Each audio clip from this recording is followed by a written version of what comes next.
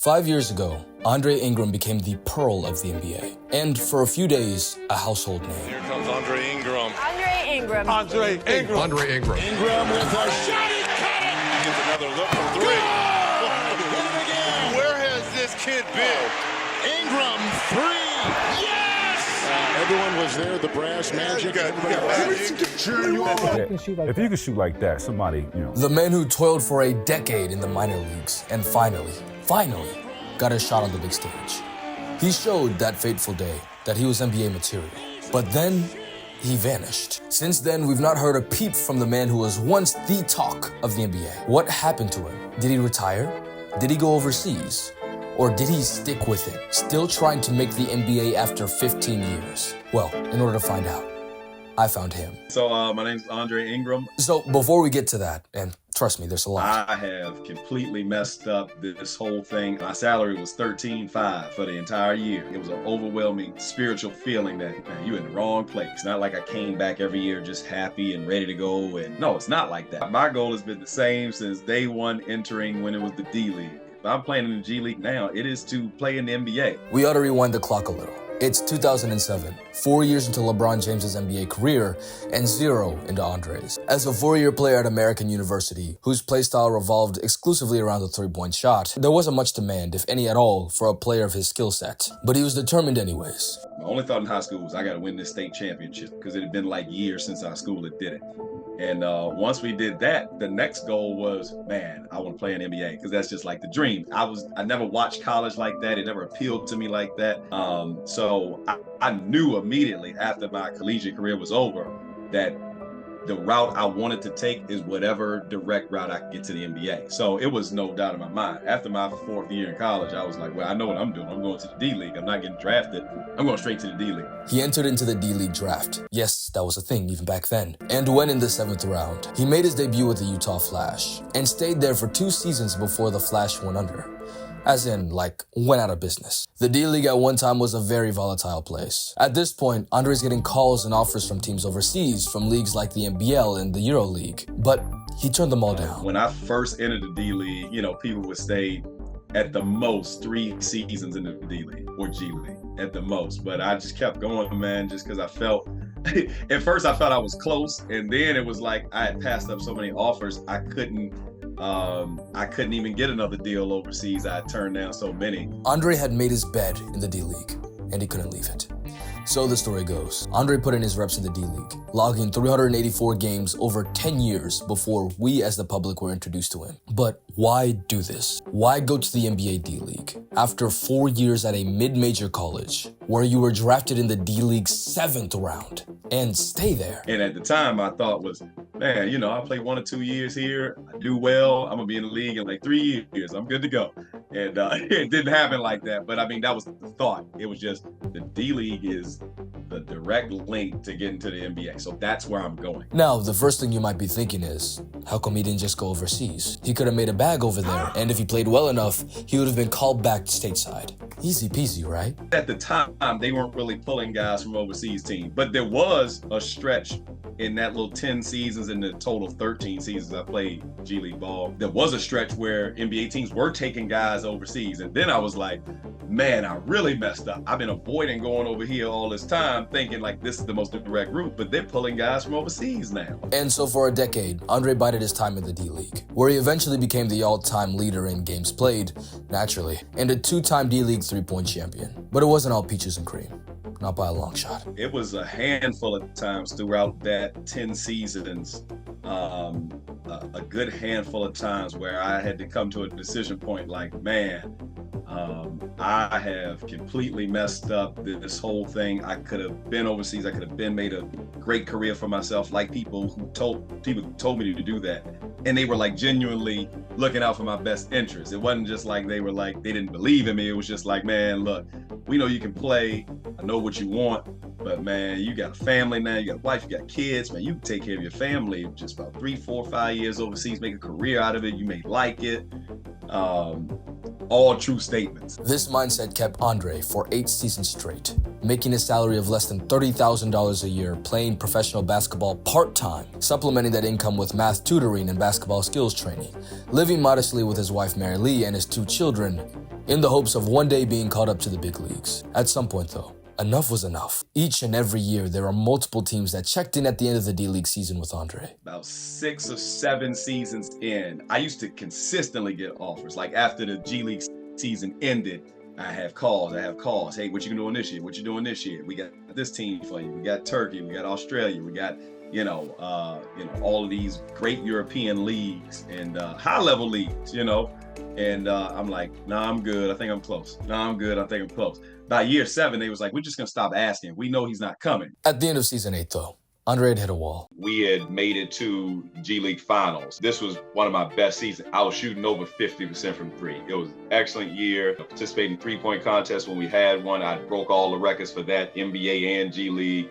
We had made it to, like I said, G League finals as like a lower seed. We had beaten all the top seeds, got to the finals, made it to our version of what like a game 7 is for the G League finals. And I'm like, man, okay. So now I see why I had to wait. I'm in my 8th season, but it's all coming together now. Things are going good. We're going to win this championship or be in the NBA training camp next season. We just taking off from here. And we go into that game, we get beat by 40. I played all 48 minutes of that game, couldn't hit a thing. I was like 1 for 10, 0 for 6 from 3. It was awful. At that point right there, that moment, that game, when I thought everything was coming together and I had worst game kind of at the worst time of my career, that's when I'm discouraged. I'm like, look, there's nothing more I can do. Couldn't have a better season than what I just did. I couldn't show people that I could shoot the ball as well as this season. I could never show that again.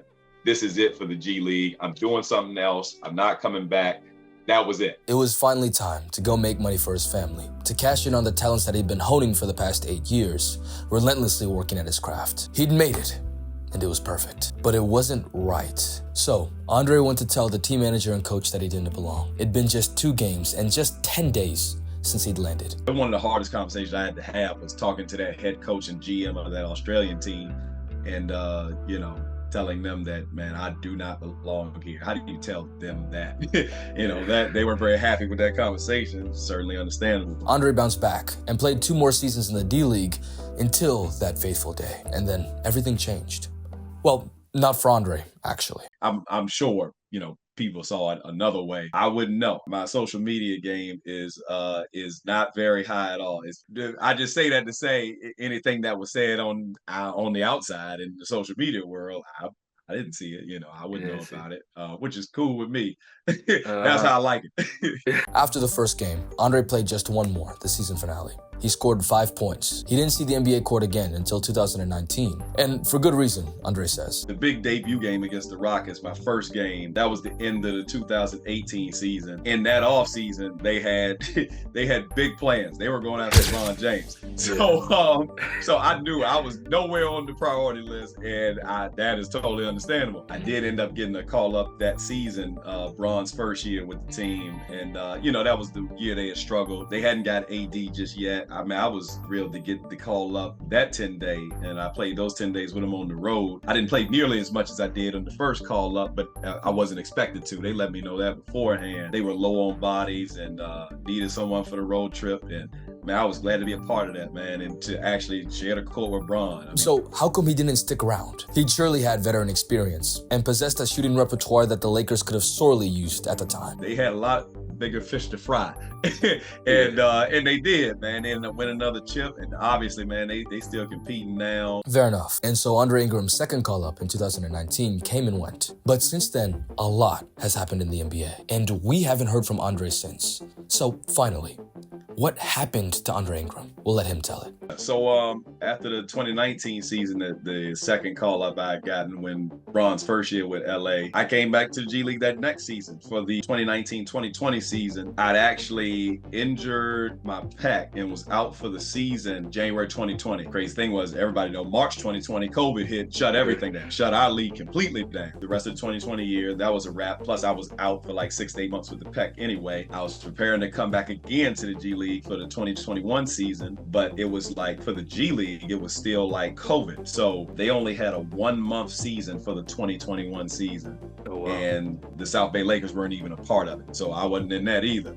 So now I'm preparing for the 2021-22 season to come back in the G League again. And I did play that season. Our team made it to the G League playoff semifinals. I got a sportsmanship award for that year. Didn't play as much as I used or I had in previous years, but I was on the team throughout that year. And then when I got back home after that 2022 season, that's when I, found out that my mother was, seriously ill. Andre's mother was battling with cancer. When the news broke, Andre put his decade-long plus dream on hold. But that doesn't mean he gave up. I couldn't completely stop in terms of keeping myself up. Now, obviously, what she was going through, there were some weeks where, even my workout schedule had to, even stop, and I had to rearrange a lot of things, and sometimes had to cut out things just as a whole. But for the most part, man, I was able to hang in there and keep myself up. So I had to ask him, you're on the wrong side of 30. You've received 2 call-ups to the league in the past 13 years. Why do you still continue? I keep getting the call to go back to it. And and I gotta be honest with myself about that. Because if I get the call to go the other way, then you gotta answer that one too. When you answer a call of purpose over your life, it's gonna work out. It may not, happen when you think it will, but it will. So Andre Ingram is 38 years old, and he isn't getting any younger. He himself even realizes that his career is coming to a close. If and when that happens, what's next? I've gotten plenty of job offers during this time, for various things. Bunch of different coaching opportunities and offers. I've been fortunate through the NBPA to dabble in some broadcasting. Right now, my current role in the G League is the Players Union president for our Next Gen Basketball Players Union. There's a lane there to do like front office stuff because I'm learning different things in that space. So there's been a lot of different things, because that's the other thing. Like, hey, man, if you just stop now, there's plenty of things that you can do. Don't know that these opportunities will last if you keep going on and try to come back to it later. There's been a lot of opportunity to do other things and actually make a career out of it, a life out of it. Things will probably be made easy, But I guess we're not, the biggest fans of easy, So you gotta do stuff the hard way. But no, you don't intentionally do that. It's just, that's just what it is right now. But it's hard sometimes, man. But that's the reality of it. That's just for anybody else that, struggling with the same thing. You see another path that, man, if I just do this, man, things will be a lot easier, like a whole new life, whole new career. But what's the call? What's the call over your life? That's the thing that's going to sustain you. So that when you get in those tough moments, you can still go. Andre spoke a lot about these tough moments, and he's known a lot of them. In his pursuit of a high school dream, he's subjected himself for over a decade to being a part-time professional basketball player, leaving millions upon millions of dollars on the table, to the point where he was fielding not doubts, but concerns from his loved ones. And now, at the age of 38, where even the league's most successful players have already opted for retirement, Andre keeps working. Why? It doesn't make any reasonable sense. It seems improbable, extremely improbable with every passing season. But this is the call on your life. So you gotta have to do something. And it's hard to run away from that when you kind of feel that word and you get that confirmation.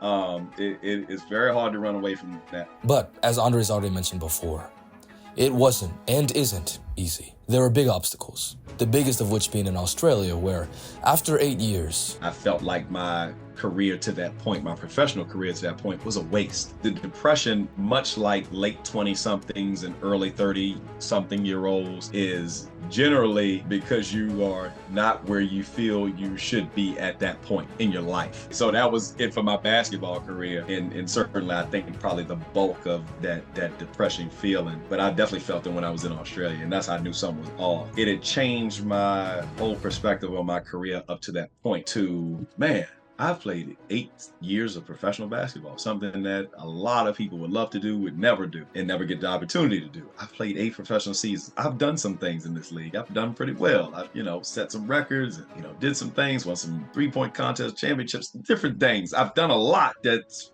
pretty good, and I started seeing it like that instead of, you made it to the NBA and you have turned down offers that could have made your bank account a lot better than what it is right now. So that was the thought. And then it kind of changed to, I'm grateful for all that I have done. And I still believe in the call that I have to be here. So I'm going to go with it in gratefulness. If I don't ever get a call, I'm going to be all right. This is the call. So I just got to go and see what the end's going to be. And maybe the end is you don't get a call up. You just have a very successful G League season or career, and you see what's what after that. But we just going to be grateful that this turn had come before the call up. And then, of course, the call up comes and it's like, oh, okay, yeah, we good. Since that day, everything that's transpired in Andre's career, good or bad, has been met with gratitude. Even if Andre hadn't been called up, he would still be on his calling. And that's the thing I find so striking about this story. It's only natural to wonder, after hearing about what Andre had to go through before and after his NBA debut, how and why he has continued to persevere against such odds. And it was that. At his biggest inflection point in his career, Andre chose to be content with what he had. No, more than that. He chose to be grateful. Gratitude is what has allowed Andre to continue to pursue his calling, which by all external means and measures doesn't make any sense. But it's what fulfills him. And sometimes those external measures, those pressures, those odds, they all get to you. It got to Andre, and he still continues to persevere. This is what he has to say. Of course. You'll experience it yourself. It's just life. You're going to go through it too. You're going to hit a point where you're going to get, man, I should be a lot further than where I am. Like, why am I not? Yeah, you're going to hit it too. But then you're going to, when you go through all of that anger, frustration, sadness, we all go through it. And you'll come back and start looking at, well, you know what though? I have done this and I've done this. You know what?